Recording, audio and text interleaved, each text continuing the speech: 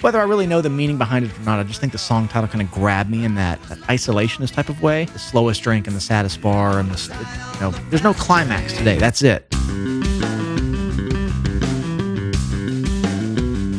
Welcome back to Low End University. Our Patreon community has voted in another track from the Lawrence Arms, which I did for the very first time on the channel not too long ago, and it was quickly followed up by a full album analysis of their O Calcutta album. It wasn't my favorite I've ever reviewed, but there were some very, very unique things to this band's sound, the main thing being just how cathartic it is to listen to them with a hefty dose of great bass work from Brendan Kelly. It's a listen that really gets the blood pumping, that's what I will say. But today's track, I think, might be the band's most popular song. It's certainly the most streamed song, and that song is The Slowest Drink at the Saddest Bar on the Snowiest Day in the Greatest City, which legitimately might be the most imaginative song title I've read in recent memory. That's such an easy setting to kind of imagine and picture. But the song is from a 2009 EP called Blood, Sweat, and Tears, which is equally imaginative. Let's check it out. Off we go.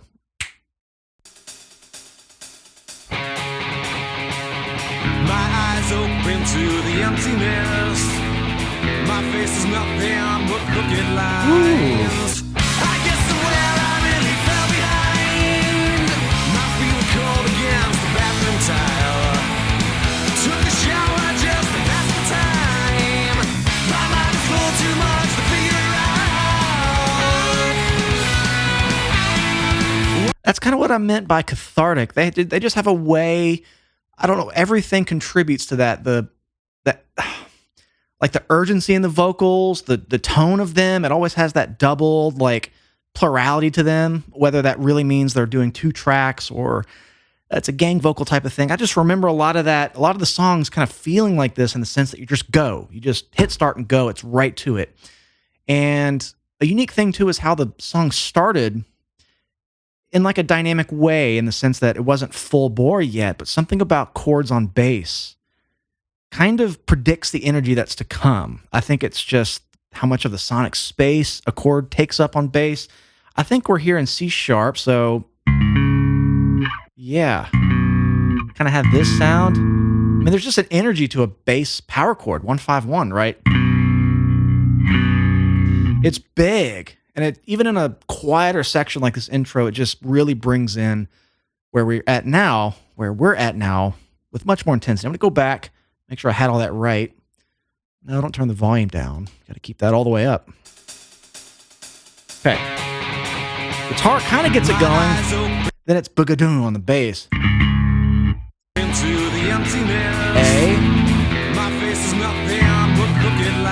Okay, so C sharp. I think it's just 151 on all of them.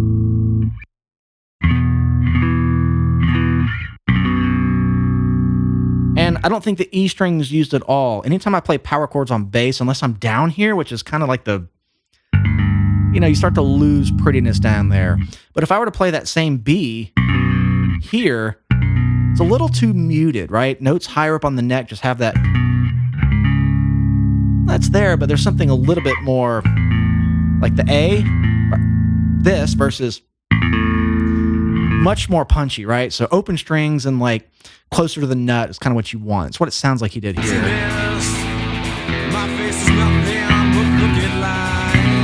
Okay.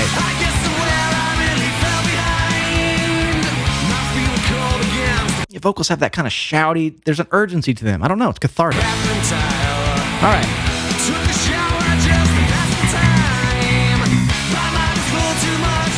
Nice crash on 2. 2, 3, 4, 1, 2, 3, 4, 1, 2, 3, 4, 1, 2, 3, 4, 1, 2, 3, 4, 1. 2, 3, 4, 1. Yeah. What's that? Or on the upbeat.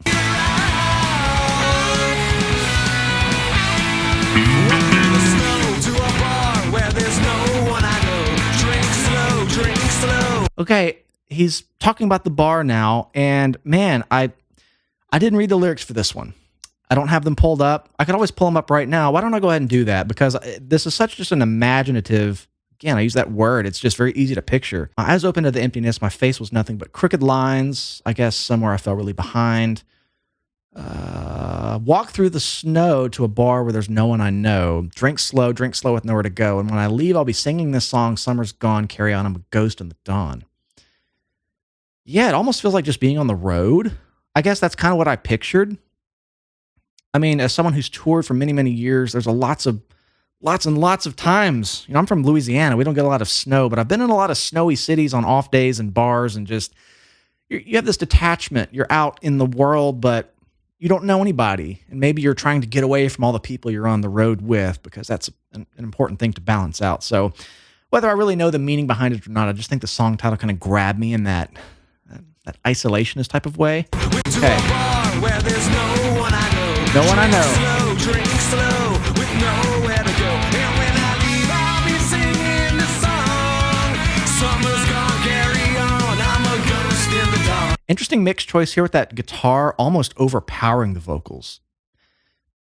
I'm not mad at it. Maybe it adds to the energy. I don't know. Slow, with nowhere to go. Right here. And when I leave, I'll be singing this song. Okay, they're kind of in unison. Maybe that's why. Summer's gone, carry on. I'm a ghost in the dawn. I was lost on the airplanes, but I was high on the fast trains. My heart was a bird in a small cage, and I was drunk on the radio waves. I was drunk on the radio waves.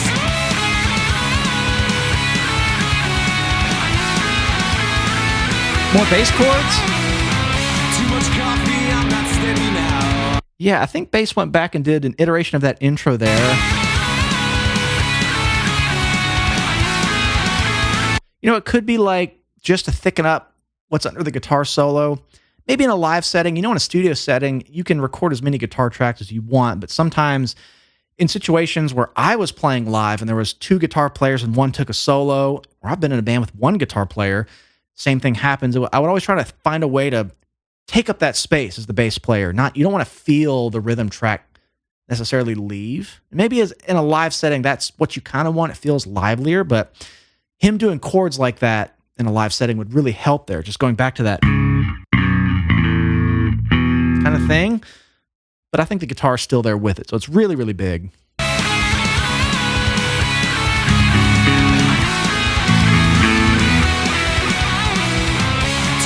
Hang on a second. I wonder if that bass chord, does it have a 9 in it? My eyes open to the emptiness. It almost sounded like if he did this. So 1-5-1, go up to the B. So we have A, E, B. It's like a sus2 or 9 chord, which is a cool place to put it. I don't think that's what's happening.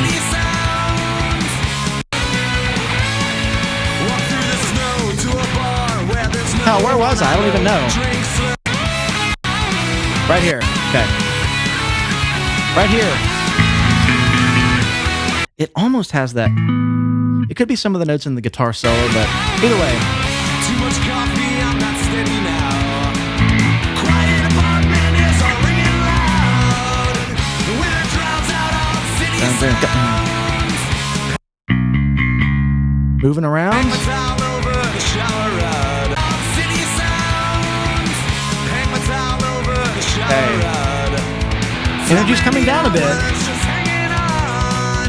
So many chances of coming on. For whatever reason, the guitar parts just kind of,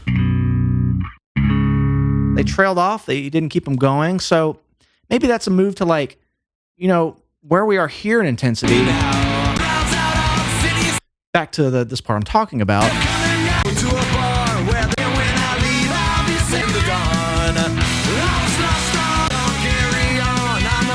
I might be lost. Where the hell am I? Get too happy with the rewinding.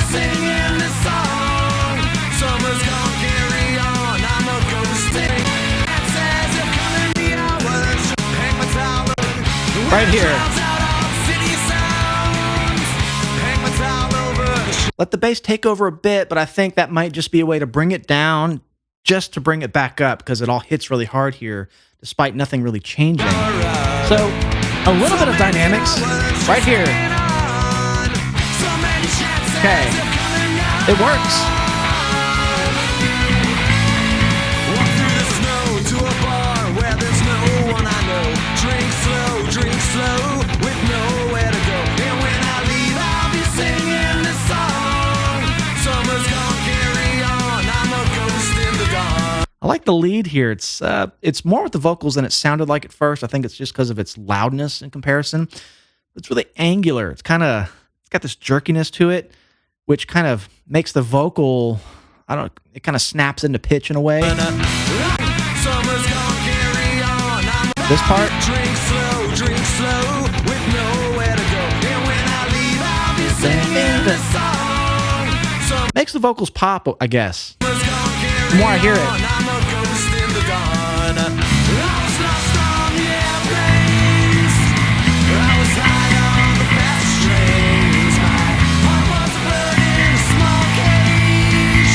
And I was drunk on the radio waves. I was drunk on the radio waves.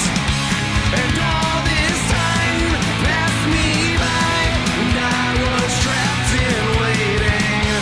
Sometimes the truth. You really feel it thicken up there.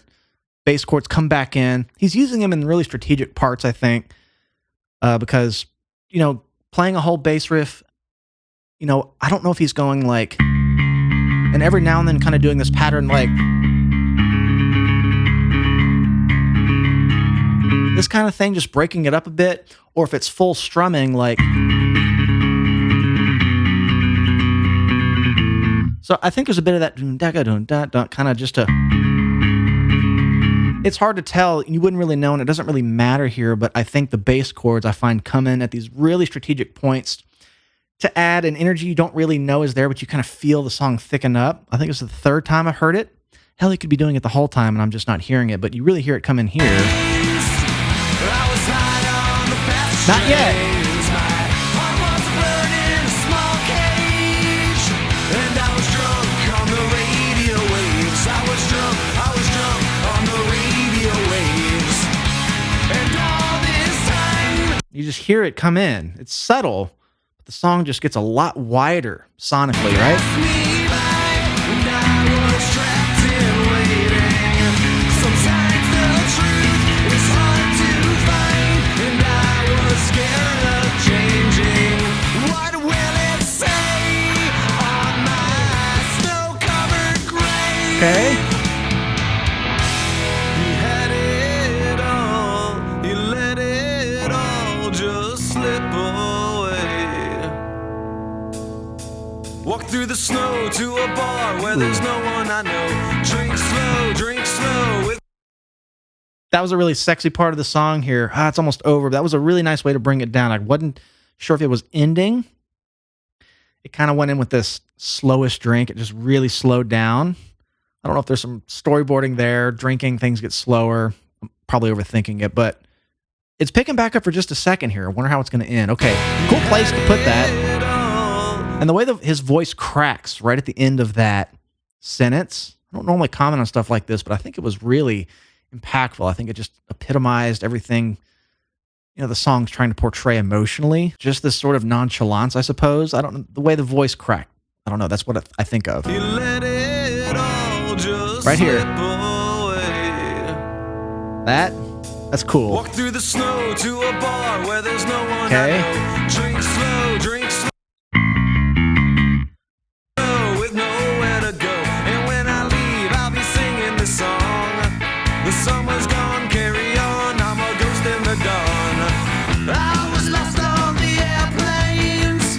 Yeah, I was high on the fast trains. My heart was a bird in a small cage. And I was drunk on the radio waves. Yeah, I was drunk on the radio waves. So what just happened in the last 30 seconds of the song, I really want more of. Interesting song structure. This could be played into what comes after it on the EP. I don't know. Sometimes I assume that, but it seemed almost disjointed where the whole song, 80-90% of it was this thing.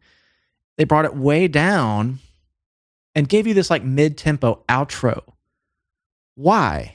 That's very cool. I don't know if it's to make me want to go hear it again, which I do because of that, but I really like the way the song ended.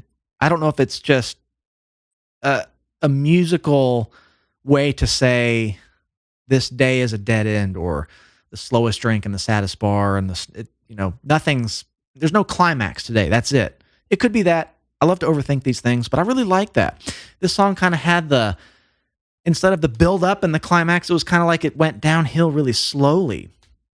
And maybe that was hinted by that part in the middle of the song where the guitar chords got a little like the air was sucked out of them a bit. And it came back in and got heavy, but then here we are at the end, it went really down and it ended down. Sometimes there's like a musical narrative there. So I like this a lot. These guys, I feel like everyone keeps talking about The Greatest Story. Is that the album? The Greatest Story I've Ever Heard. Drawing a complete blank here. Everyone's like, you got to hear that album. I did Oh Calcutta because I think I did Quincentuple Your Money, which was a great song. That had a really interesting bass part. But everyone's like, you got to hear The Greatest Story I've Heard. I don't know if that's it. I know you guys know what album I'm talking about. Let me know what track I should do from that one. I would love to hear it. It seemed to be very unanimous that that's the album to hear from the band or a fan favorite. Thank you guys for hanging out with me today. Again, come find us on Patreon, the best way to support the channel. Music courses, bass lessons, music theory lessons, full albums every month. I do live streams now, great community. I sound like a broken record. Please come hang out with us. Make sure you subscribe to the channel first. Like this video. I love you all.